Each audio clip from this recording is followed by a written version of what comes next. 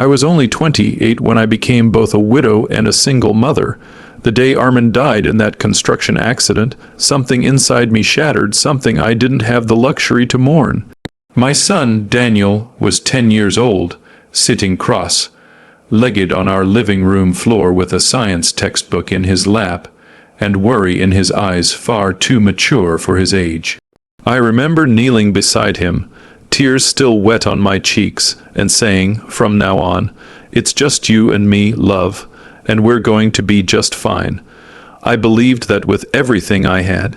The years that followed were made of exhaustion stitched with sacrifice.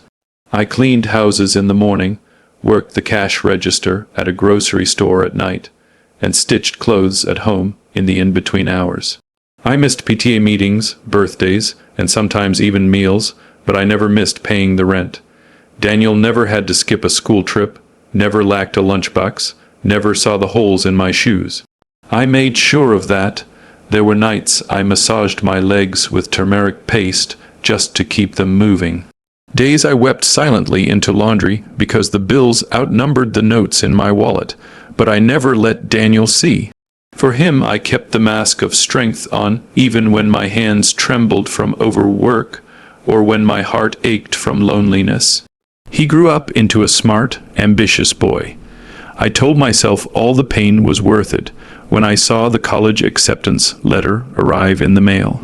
He was the first in our family to go to university.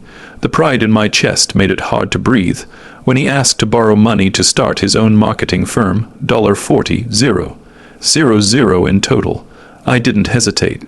I cashed out the small pension left behind by Armin, took out a loan under my name, and sold the last gold bangle from my wedding. He held my hands the night I gave him the check, eyes full of tears. I'll return this, Amma, I swear, with interest. One day you'll look back and be proud. I already am. I replied, brushing the hair off his forehead like I used to when he was a child. All I want is to see you happy. And for a while, I was. Daniel's business bloomed like a spring flower.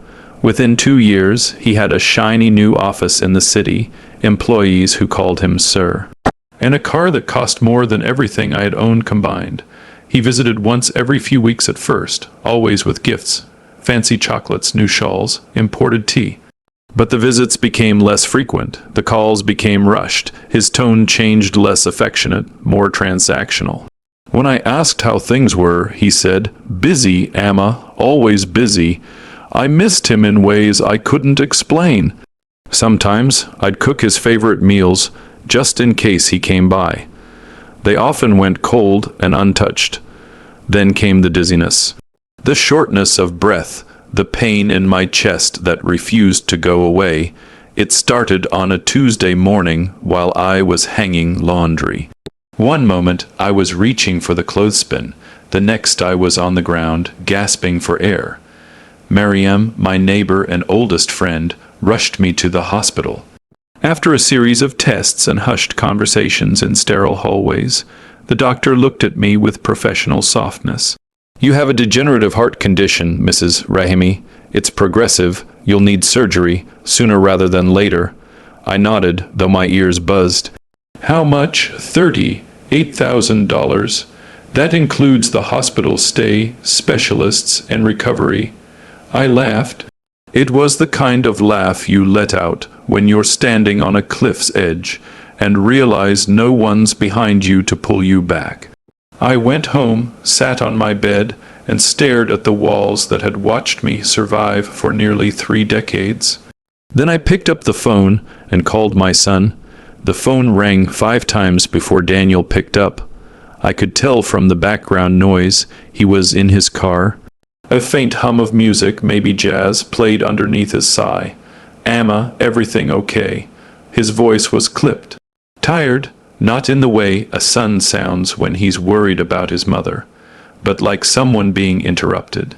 "I need to talk to you, Beta. It's important. Can we do this later? I'm just about to go into a client call." I hesitated. Then I said the words I had rehearsed 100 times in my head. "It's about my health." There was a pause, just long enough to give me hope.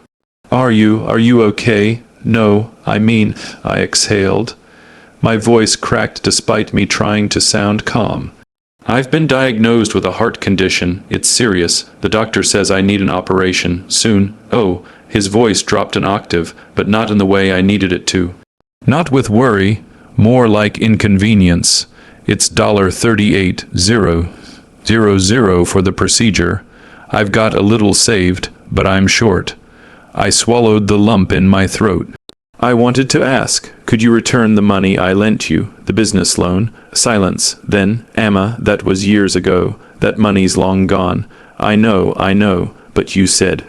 "Yeah, I said I'd return it. I didn't think you'd actually need it back." Those words, he didn't think I'd need it back? "I wouldn't ask if it weren't life or death." He sighed loudly.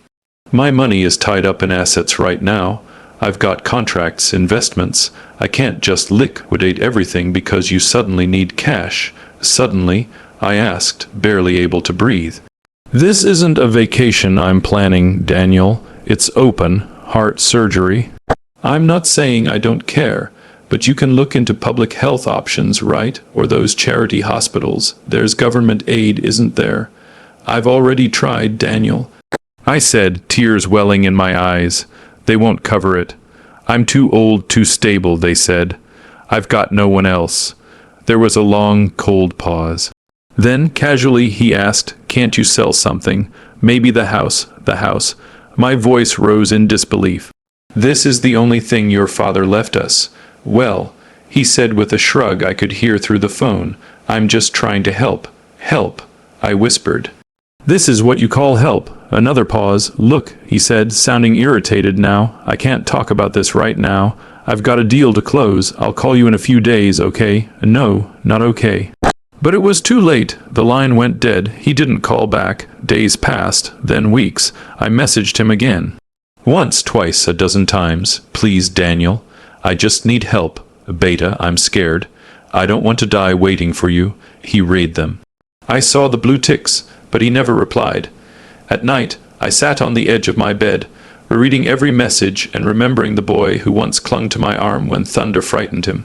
Where had he gone? Miriam came over one evening and found me surrounded by unpaid bills and the faded envelope of my diagnosis. "This is cruel," she said, holding me while I cried into her shoulder. "You don't deserve this, Elena." "I raised him better than this," I whispered. "No, Elena, you raised him with love.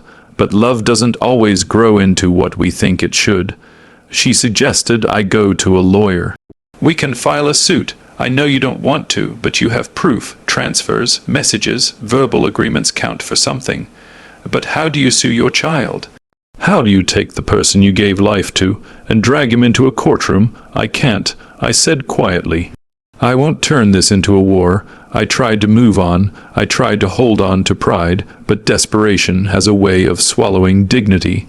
I began selling things, the fridge, my wedding sari, my books, my mother's brass tea set, all the artifacts of a life lived with hope. The neighbors noticed. Some offered small loans. Others whispered behind curtains. I didn't blame them. I would have wondered too. One night, I sat alone in the dark after a power cut. I lit a single candle and stared at the wall. Not thinking, not crying, just being. That's when something inside me shifted. I had begged, I had pleaded. I had waited for a son who would not come. Now, I would stop waiting. There's a kind of pain that stops you from crying. A weight so constant, it becomes part of your body. I lived with that pain for weeks after Daniel's silence. Each morning, I woke up hoping for a message. Each night, I went to bed, reminding myself not to hope again. Until one day, I simply didn't. I stood at my window, watching the children next door play cricket in the alley, and I realized something. The boy I had raised was gone. The man who replaced him wore his face, but none of his heart. I stopped calling, stopped messaging.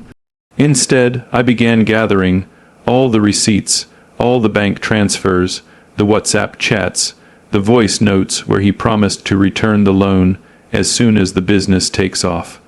Even the old letter he had handwritten before launching his company. "Thank you, Emma. I owe you my future." Every piece of proof. Every moment I had doubted my memory, now written in black and white. It wasn't vengeance that moved me. It was clarity. I had been a mother for too long. I needed to be a person again. That's when Samir entered my life, the law student from 2 doors down, barely 23, with a mind full of legal codes and a heart full of fire. He came by one afternoon to return Mariam's umbrella, and she, knowing my stubborn silence had lasted long enough, gently said, "Tell him your story." I hesitated.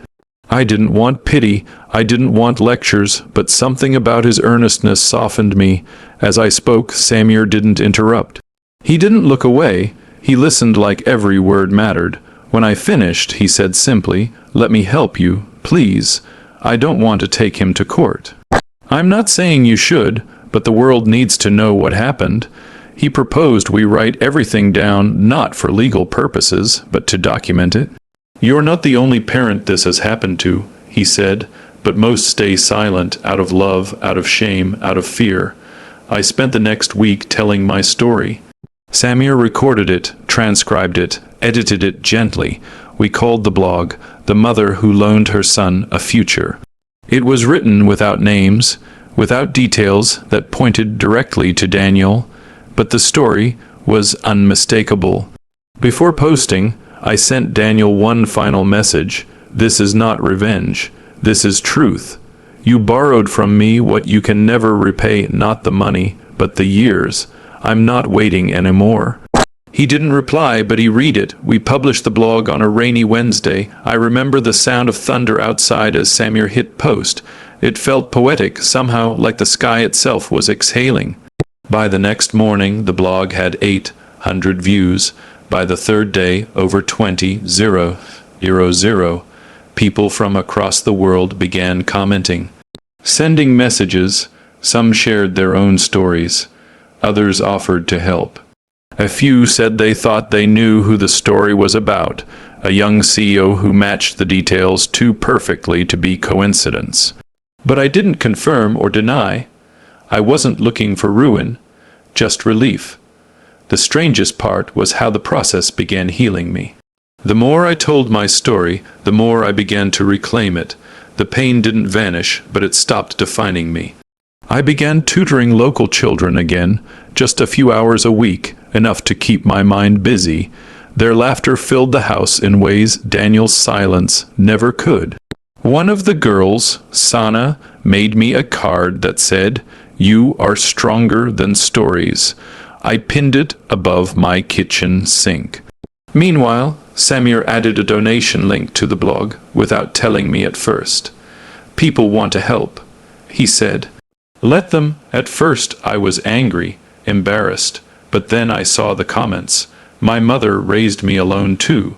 Please accept this, even if it's small. For every ungrateful child, there are 1,000 strangers who care. This story broke me. My mom passed without ever getting help. I won't let that happen again."